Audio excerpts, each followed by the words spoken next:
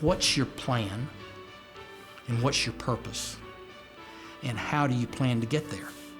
Because if somebody doesn't have their head on straight with regard to their family, with regard to their faith, whatever that might be, then it's very, very difficult for that person to be successful in a business environment. It was something I didn't do a very good job, that balance part, early in my business career. I got much better at it.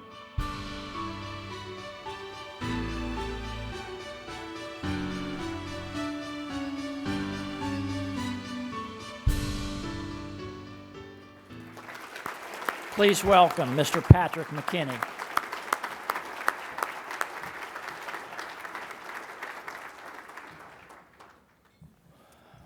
Wow.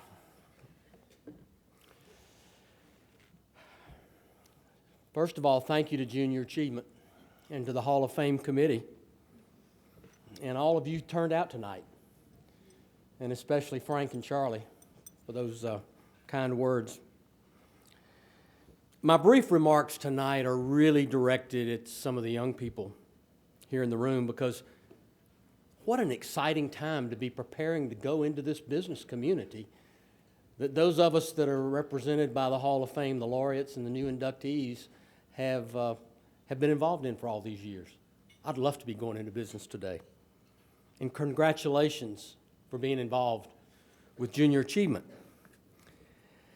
There are just a couple of little points of wisdom I'd like to share tonight with these young people. First of all, Mother and Dad, I hope you're proud of what they said about your eldest. But the first little thing I learned a long time ago that I was told, and it's just proven so to be true, is that it's often the little things that create the opportunity for the big things to happen. And the second little lesson I would leave with these young people tonight, many, many years ago, a motivational speaker by the name of Charlie Tremendous Jones said, there are only two things that are going to make you different 5 years from now than you are today: the people you meet and the books you read. Now, let me just share with you the wisdom of that with some of the people that have made such a difference in my life. Going back to my Bible selling days, the summer of 1968, I was 19 years old, just finished my freshman year of college. I went to my first sales school in Nashville, Tennessee, sat in a movie theater with about 700 students, all wet behind the ears for a week of sales training. On stage was this larger-than-life figure who was the #1 salesman the year before from Young Harris College, named John Kelly. He was so dynamic, and everything he said resonated.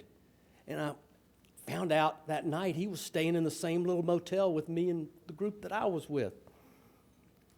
So I left my group, and I went and hung out like a little wet puppy dog outside his motel room door and listened to him as he was teaching his small group.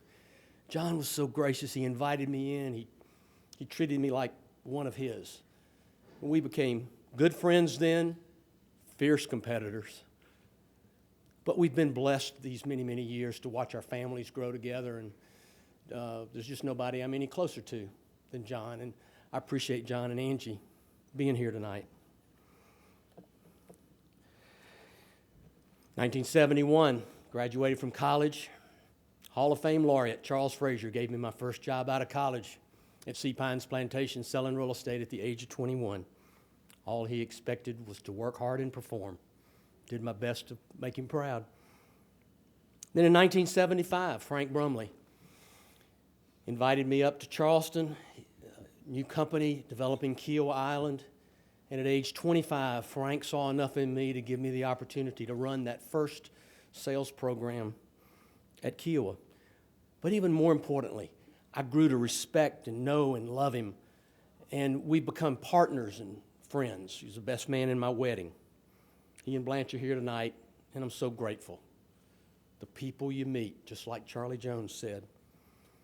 1979, Frank and I left Wild Dunes and left Kiowa and became involved in a new development on the Isle of Palms by the name of Wild Dunes. Well, gosh, guess who was on our board of directors this two of the primary owners of the company, Hall of Fame laureates, Charlie Way and Wilbur Smith. What wise counsel those gentlemen provided.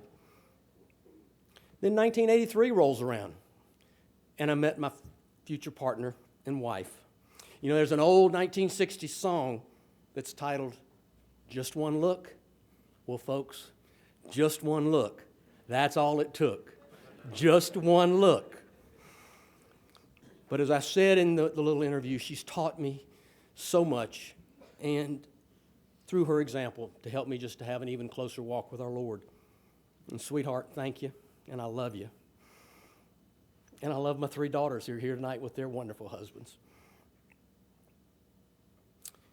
1998, Hall of Fame laureates, Hootie Johnson, Hugh McCall, and Joel Smith. All then with NCNB, predecessor to the Bank of America. And they made our new Kiowa partnership to buy the island a loan, and that included Frank Brumley and Charlie Way. They made us a loan for $118 million to buy Kiowa, and at the time that was the largest real estate transaction in the state of South Carolina's history. Now I'm going to expand a little bit on what Charlie said in his little interview about what he told me, because it wasn't quite like that. He had that wonderful Orangeburg brogue, and I'm going to step back from the mic because, as you know, Charlie's got such a booming voice. He'd start that Monday morning partners meeting, he'd look at me and say, Pat, did we sell anything this weekend? I'd say, yes, sir, Mr. Way.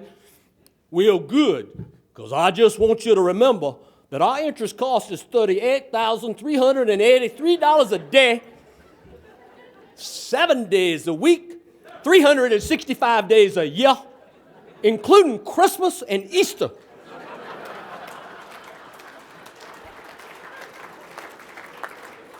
Now, I'll tell you, folks, when he's got a size 13 shoe sitting there, that's focus. And then I go to 1998. I was 48 years old at the time, and I was introduced to a wonderful financial planning and advisory firm by the name of Ronald Blue and Company out of Atlanta and Charlotte. And they're a firm with a little bit of a unique perspective. Their financial planning and counseling advice is based on biblical principles of stewardship. And I was introduced to a young man named Dan Grover, who happens to be sitting here tonight, Clemson graduate. And with Dan's help and counsel, they've made an immeasurable difference in our family's life over the last 20 years, for which I am so very, very thankful. So yes, Charlie Jones was right so many years ago. The people I've met have indeed made a huge difference in my life. It's my privilege to acknowledge them tonight and to thank you again for this wonderful honor. Being here means a great deal to me. Thank you.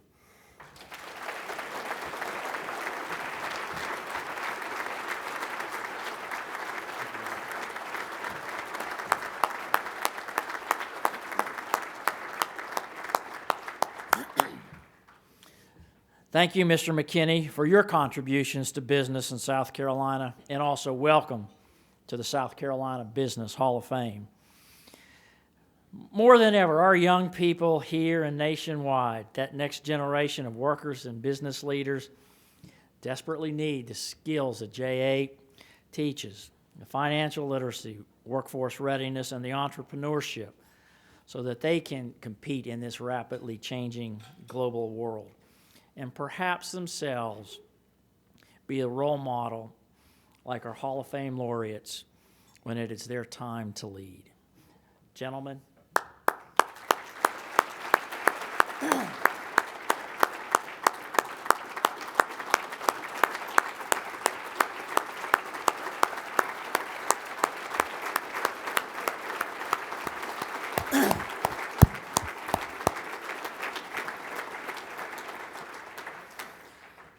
Tonight we honor three great business leaders in our state who all have made a lasting impact on South Carolina. Through their legacies, the future will be inspired. As we continue to honor the best to inspire the future, it is now my privilege to invite to the stage the Chair of Junior Achievement of Greater South Carolina Board of Directors, Ms. Charlotte Berry.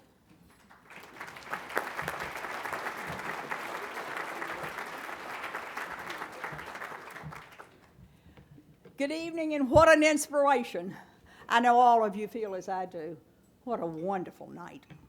It's been exciting, a wonderful honor to see some of the best in business in South Carolina. And I hope each of you has enjoyed learning and getting to know our inductees a little more tonight.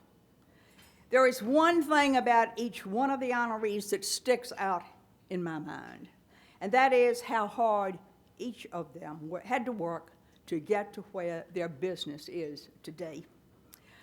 As the business landscape in South Carolina is changing, we constantly hear of needing a workforce for companies that may be moving to our state. I believe Rick explained perfectly why we do what we do. It is important that Junior Achievement and the South Carolina Business Hall of Fame continue to inspire the future. It is our goal at Junior Achievement to inspire young people.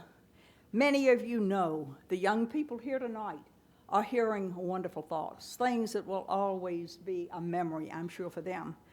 So by teaching work readiness skills, I think we all can inspire young people, and we were just thinking about what they heard tonight may make the difference in having the future CEO of Blue Cross Blue Shield of South Carolina, making him a person he would want to be that particular person.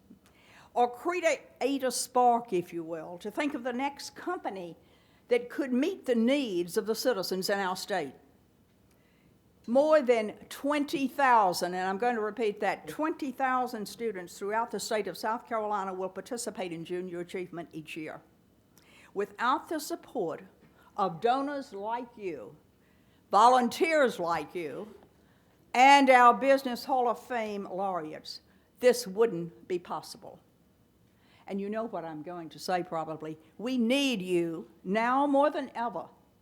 Please consider giving financial support and giving your time to inspire the next generation to succeed in the global marketplace. Tonight is not possible without the help of many people here. Let me mention our teachers who invite our volunteers into the classroom every year, our volunteers who inspire the future, our students who embrace learning life skills, our JA Board of Directors who continuously really cast a strategy, if you will, to inspire the future, our JA staff who work tirelessly to fulfill the mission, and the South Carolina Business Hall of Fame Committee, who remind us always that the laureates here tonight are the businessmen and women who inspire the next generation. Thank you all for all you do for Junior Achievement. It has been a great privilege to be in the presence of some of South Carolina's most esteemed business leaders, philanthropists, and compassionate citizens this evening. I think we're all impressed when we look around this room. This year's honorees will not only be remembered for their tremendous success in the private sector, the legacy of innovation they have brought, their work ethic, and reinvestment in local communities, but also for paving the way for tomorrow's leaders. The incredible example that Pat McKee